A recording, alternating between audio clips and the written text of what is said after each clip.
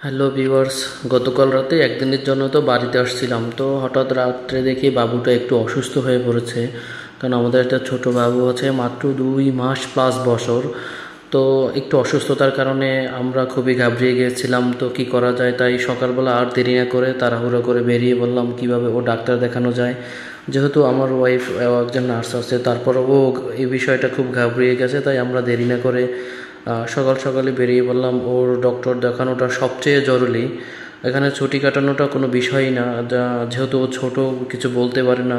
তাই আমরা সকাল সকালই বেরিয়ে পড়লাম ডাক্তারের উদ্দেশ্যে। আলহামদুলিল্লাহ, রোগ দেয়ও আল্লাহ, রোগ থেকে ভালো করে সেটাও আল্লাহ, সর্বোপরি আলহামদুলিল্লাহ। তারপরও আমরা চেষ্টা করতেছি যে ও খুব কষ্ট না পায়, অল্পতেই যেন ভালো হয়ে যায়।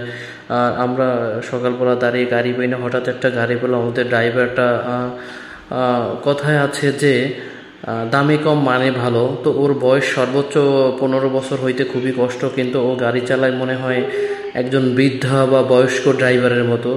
তো সর্বোপরি আলহামদুলিল্লাহ, কেননা রিজিকের মালিক একমাত্র আল্লাহ, আমরা কাউকে ছোট করে দেখব না।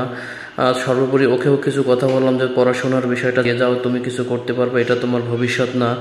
তো আমাদের জন্য দোয়া করবেন। এটা আমাদের এলাকার রাস্তা, এক সময় এটা খুবই দুরবস্থা ছিল, কিন্তু কালের বর্তমানে এটা ভালো আছে। এটা আমাদের একটা বাজার, বাজারের রাস্তা, এখান থেকে আমাদের গুটিয়াহাট যেতে হয়। আর তার অপোজিটে আমাদের দেহেরগতি আইএন বিদ্যালয়ের রাস্তা।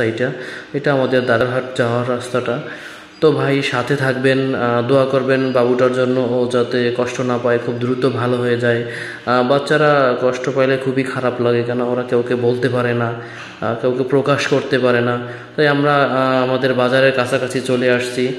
এখন আমাদের সামনে আমাদের বাজারটা আছে, সেখান থেকে আমরা বানারীপাড়ার উদ্দেশ্যে যাব। একজন শিশু ডক্টর, ডক্টর সুমন্ত কুমার পাল, উনি খুবই ভালো একজন ডক্টর, শিশু বিশেষজ্ঞ ও মা ও শিশু বিশেষজ্ঞ। যারা এই শিশু সমস্যা, কোনো রোগের অথবা মার কোনো গাইনি সমস্যা, তারা যোগাযোগ করতে পারেন বানারীপাড়া হসপিটালের একজন ভালো ডক্টর। আমরা তার উদ্দেশ্যেই রওনা দিচ্ছি, তার কাছে যাব, আমার বাচ্চাটাকে তাকে দেখাবো। তো আলহামদুলিল্লাহ, সবাই দোয়া করবেন। আমরা আমাদের দারগারহাট বাজারে চলে আসলাম। সবাই আমাদের জন্য দোয়া করবেন। আল্লাহ হাফেজ।